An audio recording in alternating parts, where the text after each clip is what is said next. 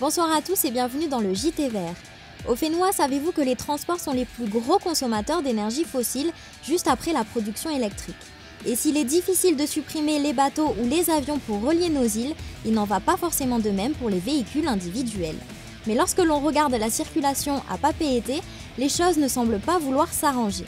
Circulation, embouteillage, pollution et bruit, voici les quelques mots des véhicules individuels modernes. Mais n'y a-t-il pas d'autres solutions? On voit tout cela ensemble juste après le générique.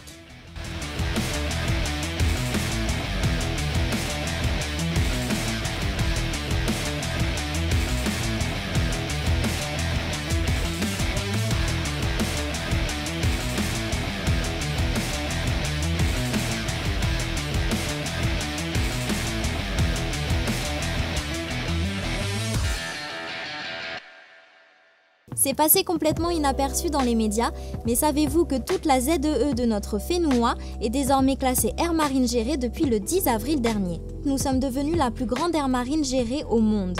L'arrêté de classement de cet immense espace prévoit 7 objectifs. Préserver, maintenir en bon état de conservation et si nécessaire restaurer le patrimoine naturel marin, exploité ou non. Valoriser et développer les activités de pêche dans le cadre d'une exploitation durable des ressources halieutiques. Développer les activités marines durables basées sur une exploitation raisonnée des ressources. Améliorer les connaissances par la recherche, les sciences participatives ou les systèmes de savoir traditionnels. Assurer une gestion coordonnée et partenariale de cet espace. Développer une coopération politique et technique avec les pays voisins. Contribuer au rayonnement de la Polynésie française dans le Pacifique, dans l'ensemble territorial français, européen et à l'international. Concrètement, cela ne va pas changer notre vie quotidienne, mais c'est un message fort pour la préservation de notre Fénois.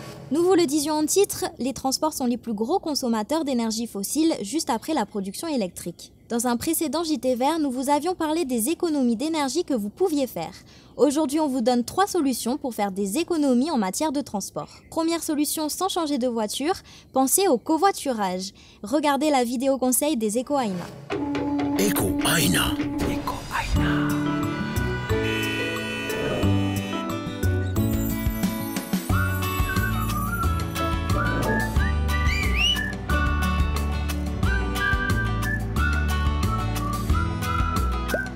Les transports représentent plus de 50% des émissions de CO2 en Polynésie française.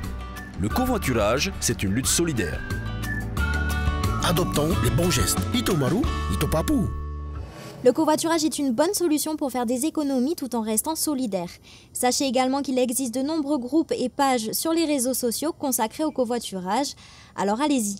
Deuxième solution, surtout si vous envisagez de changer de véhicule, pensez à la voiture électrique.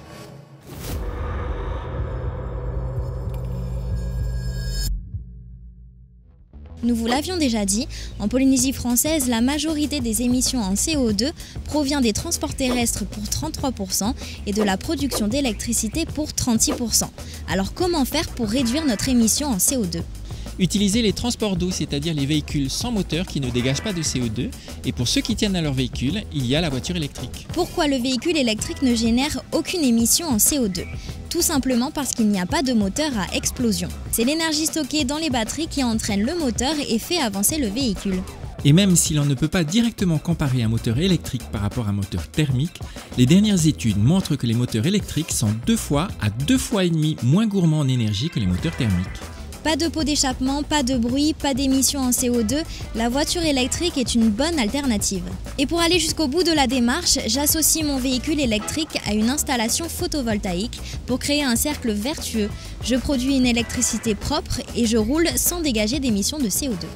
Certes, un véhicule électrique peut revenir plus cher à l'achat, mais d'après les dernières études sorties, rouler en voiture électrique revient à 2 voire 2,5 fois moins cher que rouler en voiture thermique. Troisième solution que nous vous proposons ce soir, c'est d'abandonner votre véhicule. On vous explique tout cela tout de suite. Eco Aina. Eco Aina.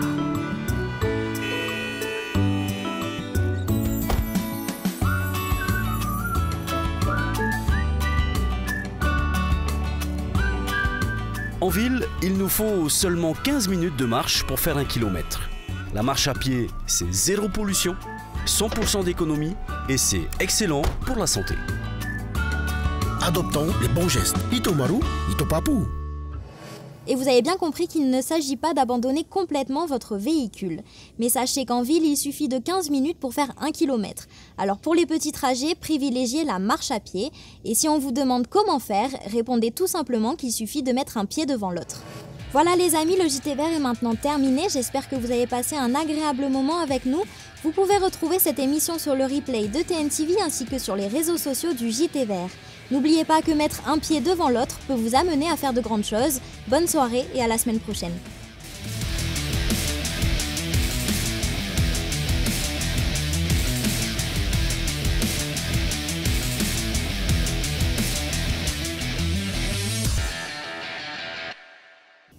Pour aller plus loin, nous vous recommandons de retrouver toutes les vidéos conseils des Eco Aina sur notre page Facebook.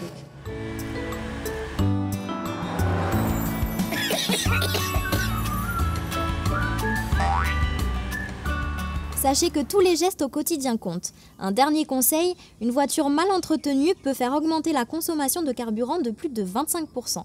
Alors allez régulièrement chez votre garagiste, c'est moins de dépenses en carburant et donc moins de gaz polluants. Prochainement, dans le JT Vert, comme chaque année, le spectacle sera au rendez-vous. Les baleines seront de retour à partir du mois de juillet jusqu'en septembre lorsqu'elles repartiront vers les eaux froides de l'Antarctique. Durant cette période, ce sera l'occasion d'observer dans des conditions idéales ces mammifères marins extraordinaires. C'est l'occasion pour le JT Vert de rappeler les règles d'observation de ces trésors du Fénois. On voit tout cela dans le prochain JT Vert.